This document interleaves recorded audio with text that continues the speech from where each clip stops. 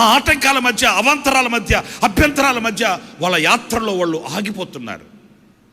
కోరుకొనిన రేవుకు చేరలేకపోతున్నారు. విశ్వాసమందు విజయాన్ని చూడలేకపోతున్నారు. అయితే ఇక్కడ మనం గమనించవలసింది, జరగబో వాటిలన్నిటిని, అంటే మన బ్రతుకులో ఎన్ని జరగవాలనో అవన్నీ జరుగుతాయి, వస్తాయి.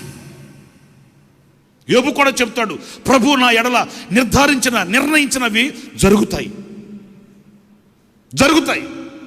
అయితే ఆ జరిగే వాటిలన్నిటిని మనం తప్పించుకోవాలండి. మనం తప్పించుకోవాలి.